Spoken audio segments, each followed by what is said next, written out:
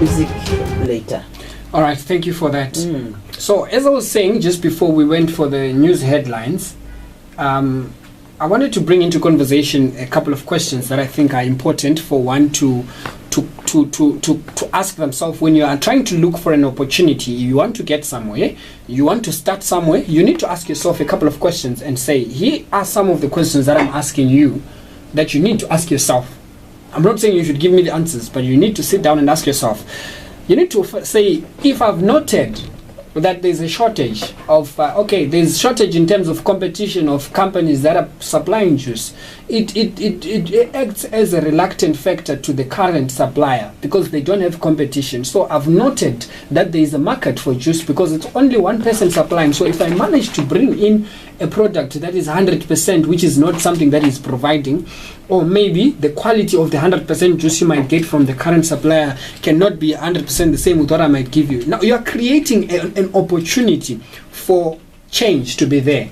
Once you expose people to something different than the usual that they always get, you are promoting need for innovation or for an upgrade in the current system that will be there. So what people need to understand is when you've identified that there is a market, ask yourself, what is the outcome that I want to achieve? Am I here to only outsmart the competition and be the industry leader, or I'm here to actually solve the crisis of people getting a healthy product at the end of the day? Or you're here to provide a healthy product at a far much cheaper rate? What is it that you want to achieve out of it? The question you are basically asking yourself is, why am I doing this? So after you ask yourself that, you need to look down into understanding, will this opportunity help me or hinder me? In as much as I want to make an impact in the economic sector, in the corporate world sector, here in the business sector, and as much as I want to make noise in the juice making industry to let them know that I've arrived, I need to ask myself, will I benefit from this? Or I'm going to be hindered from this. You need to ask yourself that question and understand, where am I coming from and why am I into this? So there's a lot that needs to be taken into consideration at this point in time where you get into asking yourself. So you need to also ask yourself, is the opportunity there to help or to hinder me? You need to see, is the outcome under my direct control? So I found this investment that I want to invest in. I want to invest my time and money into it. Do I have direct control of this? Do I need employees? Can I run this while I'm at work? Can I take another job and be able to say, during this time I'm working at this company, I'm doing this, but at a later stage, there's someone who's monitoring the company, whatever it is for me. Because now, when you find an opportunity, you need to invest as much time possible as you can get in that yourself. Because when you have to be passionate yes, about because now there's a difference. There's one thing that I always remember, which was said in one of his sermons. Bishop Tudo Bismarck said, if you give somebody who's not a visionary to run a church, they will never run it the same way a visionary will run that church. That is why you see there are churches that are owned by individuals that grow more than churches that are owned by not an individual as such, but that belong to the people. Take, for example, I was born in AFM, which is celebrating their 103rd year. This year, it's 103 years it has existed. But the growth rate of AFM, it's very big, but the growth rate is not the same as a church like Zayoja. Zayoja is a church that is the FIF church. It's the Forward in Faith. It's owned by an individual, right? So the growth of the church is centered on the individual, in as much as people might come into leadership positions in the church. But the vision is coming direct from the visionary. So you see that if the visionary is no longer there, it will never grow. You can't guarantee. Yes, it will never grow at the same rate that it is growing at. So what am I saying? As an owner of an idea, you need to stand in place and be able to say, you know what, I need this done by when, and this is how I'm going to do it. Especially in the initial stages of a business. It's in two ways. At the same time, you need to save money and be able to say, you know what, I'll bring in another income from one angle. You're still an employee to someone, and you're actually starting your own thing. So you need to balance those two to say, in as much as you're working for someone, invest more time in growing that product you are investing your money and your time in. That will help you to bring out a good product. Many weeks ago, we did say you must know why you are going into business. Exactly that. Because if you're wanting to do it for a legacy, which is what this program is about, Yes. you know, that you have to be convinced that this is the thing that you can give your time and your life to, Yes. and that you must love the thing. That's But if it is a box under the bed, on top of the wardrobe that you sometimes take out, it can't when grow. you feel like, then it's not going to grow at the because same rate there's no that yes. fire, there's no spirit in it. So you have to be passionate about it. That thing. So this is one thing I noted, that we, especially to be specific, in the African continent, we have a dilemma of wanting to say, when I have a business, I want them to know it's mine. So you see, you must exactly. see. So that's where we get it wrong, because we will spend more time in showing off what is not there. So we end up living a lie. I always tell a friend of mine who's in Joburg, who's running a business, his business is not that strong to have 50 employees who are permanent. But he posts and paints a picture of a company that has 52 trucks. Do you get what I'm saying? That are branded, which is being done by the digital guys, who are the IT guys. They're designing, branding cars that are not there and so forth, right? He puts on the website. It's marketing. It's okay, we understand. But I always say this to him. Fake it until you make it, but don't forget. This is the important part. Don't forget to make it. You might fake it all you want until you make it, but the people we have are forgetting to make it. You get caught up in faking, such that you end up not... And you believe the lie Exactly, yourself. because now when you're faking it, you leave the fake part that you're faking. So you need not to forget to make it. That's why most people are getting it wrong. You must remember that you have to make it. Exactly. So But faking we it are is now, fine. we are now saying you must faith it. Yes, until you make it. So that's what I've been saying to people. Don't forget that part, because once you forget to make it, we consider you to be a liar. That's when you hear people saying, this guy's a Then crook, it's a scam. integrity is then... You are raising the critics loss of upon it. yourself. So yeah. So the question I've been answering right now is, what must I sacrifice for me to get it? That's the issue that I'm talking about. Am I going to quit my job to give my whole into investing into this opportunity? Because what you need to know, what I've always said, it's like meeting a girl. You see, when you see a beautiful girl on the road, ask yourself, how many men have seen this girl? Are you ever appreciated exactly? her? Are you the only one who's clever enough to say this woman is beautiful? So that's the same with the business idea. In as much as you spot that there is need for more juice producing companies, how many other people have also seen the gap? Whilst you are sitting watching TV. So I met a lady who told me that she wants to start a business, and I said, when do you want to start? She says, you see, I'll just do it when I have enough time. I'm like, okay, what is stopping you from having enough time? Because time is created. She didn't even answer, and I actually picked that up. You know what is happening here? It's somebody who wants to do something, but they don't really want. They kind of want it. It's something that comes and goes. So the moment you are serious about something, it's a nice idea. Exactly, that you are appreciating, but you are not 100% certain that I'm going to do it. So when you understand that it's not only you who wants to do this, who has seen the opportunity. exactly, that's when you understand there are vouchers out there who snatch that thing in front of your eyes, and when you want to start, it's too late.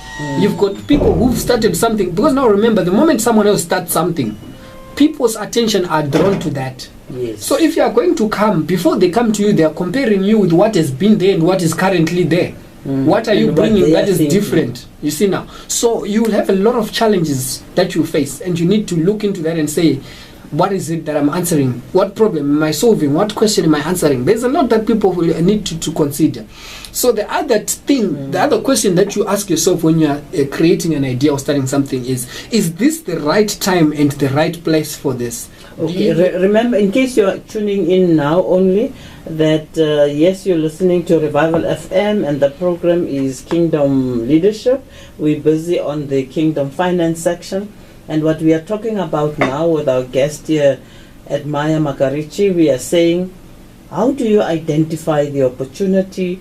And because we're talking multiple streams of income, and you moving away from depending on a CV that you went to drop. And we are saying, yes, you've identified something, you think you are answering a need in a community. Yes. And then Maya is just unpacking the steps for you now that you have seen Konale nogal problem. People don't have cars. Maybe I should get a car and rent my car out. And so you start a taxi. Yes. So you need to understand those kind of things that we're talking about. This morning I was in a meeting with a lady who was telling me about, I think if you remember last week, there's a lady who specifically, when I was about to leave, when you were stopping me to say, wait, there's a lady who requested to have a meeting with me. So I was gracious enough to meet with her this morning, and this was one thing that she was telling me about in terms of the business, the conversation that we're talking about. She was also asking about how to start. And I mentioned this to her, that if you don't know what you want to do, you will never start. Because you will never start. Exactly. You will never start it because you don't know what it is that you want to start. So there's a video that I saw that is trending lately. It's an animation. There's an animal. It's a lizard, right? That is standing. It's actually a monkey that is standing, and it sees a lizard walking. It starts copying the step of the lizard. It starts copying. Then comes a cockroach. The cockroach is walking differently from a lizard. That one leaves the lizard. It's following the cockroach now. It's copying the step of the cockroach. Then comes another crocodile. Is doing that walk.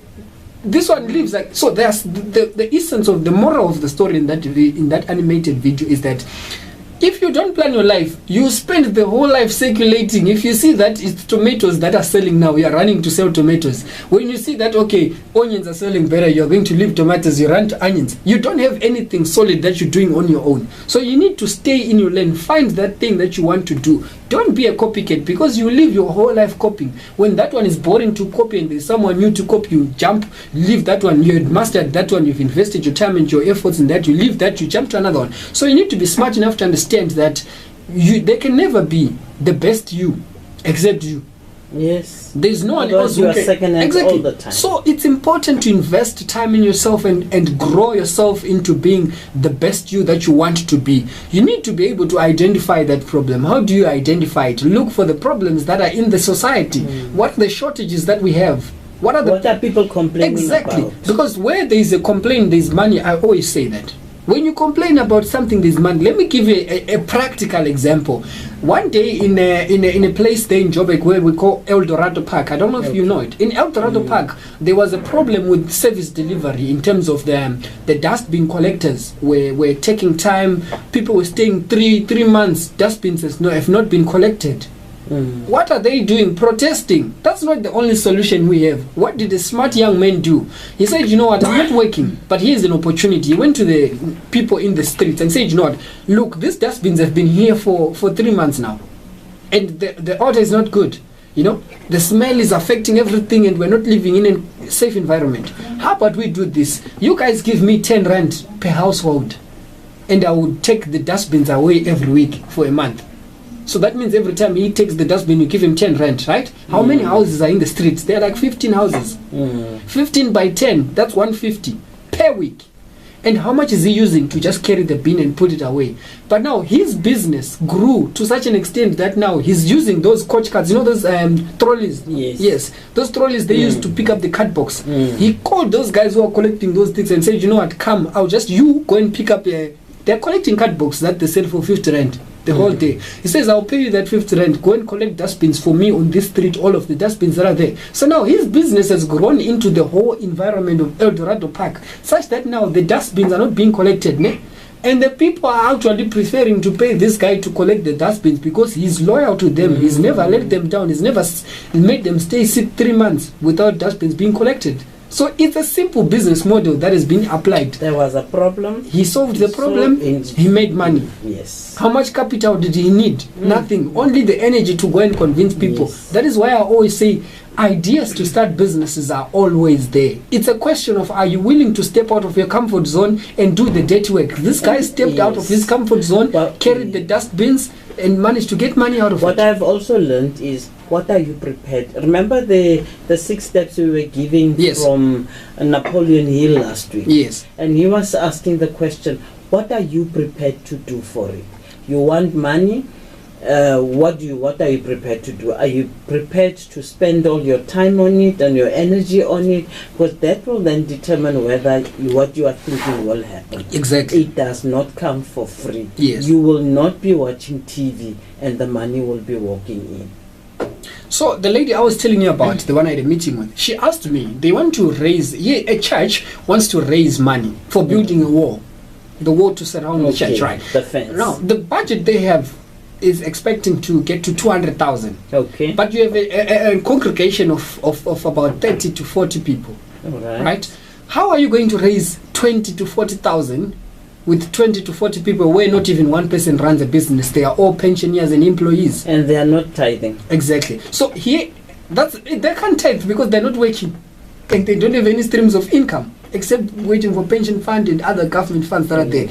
Well, our teaching says that you must tithe from the income that you get. And yes. if your income is pension, you must tithe your for 10% from the pension. Here was my response to the answer that to the question that she posed to me. How best can you advise me and the church to bring in money to generate this? And I said, one thing I love about my father is that when he's a pastor, but he believes in this philosophy where we don't need to stand in front of people and ask for money to do a project, but we need to give people something and for them to give us money to go and do something. If we want to buy a new PA system, let's give them a product that they can use and they can pay money. Even if we put a large markup, if we put a large markup, it's fine, it's understandable, it's a project, but at least we're not just taking from them, we're giving them something. So I said to her, take an example, there's Admire who's selling juices, right? If Admire gives you his juices, if you go with 400 rand and buy juices for 10 rand each from Admire and you sell them at 15 rand, walk into every corporate company that you find, go to the top person in the company and say, we have a church project that we have, and we were selling this bottle of juice for 15 rand. That's the only way we want you to support it. The money is going to build the church wall, right? Do you think out of the 200,000 of companies that are in Kimberley, do you think they are not going to buy the 40 bottles a day? Are you not going to be able to sell 40 bottles a day? And because of the background I have in mathematics, it made me realize that if you have 50 people, right, and your budget is of 200,000, if each of those people can sell 40 bottles of juice at a rate of 3 days, 40 bottles of juice every 3 days, in 2 months everyone will be able to raise 4,000 rands in profit, and you've built your wall and you've raised 200,000.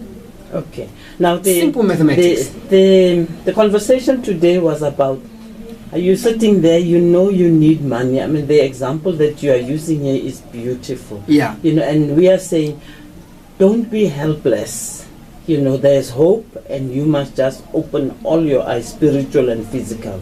Identify a need and now decide, what are you prepared to do for it? You know, you must be committed to selling your 40 bottles over 3 days and take your next 40 and bring the money to the church. And it's then a simple the project will happen. Exactly. So what people need to understand is, it's not, and what am I trying to display by this? I'm not trying to tell you I'm selling juice. I'm just trying to show you that you don't need to be manufacturing the juice for you to make money. You don't need to have people who are going to be cracking their heads. How do I create this? And it's not about creating, it's about moving something. It's taking what has already been created by someone, but because you have a skill to sell and you have passion to sell, then you'll be able to get it done. You'll be able to take the project to the next person and you'll be able to raise the funds that you need. So be it a project for a church, for whatever, even for your personal life. For your house. For your personal life. Do you know that if you put a markup of 2 rand and you get a profit of 2 rand and sell 10 bottles a day, that means in the end of the month you've got 30 days times 2, that's 60, and that's 60 if you multiply it on a daily basis, investing it. And remember, you're not spending the whole day 24 hours selling those 10 bottles. Maybe it's 20 minutes that you're investing in selling 10 bottles if you really want to. It is 20 rand a day. Exactly, and you get 20 rand a day, and how much are you getting at the end of the year? then you see that in 1 year you can be able to raise enough capital to start a very prominent business. You must remember, listener, that when you are making that money mustn't go into your pocket and into your purse. Yes. It must go and be put away where... That's the problem we have with our people today. They are hustling money to put food on the table. Throw into the mouth. Exactly. So my advice is always that have a percentage that you say in everything that I do. I take 20%, I take 5%. Even if you take 1%, that little commitment that you put will get you somewhere, because you have something at the end of the day. Thank you so much for watching my video. My name is Adnan Karashi. Subscribe to my YouTube channel and follow me on any other social media platform. See you next time. Bye.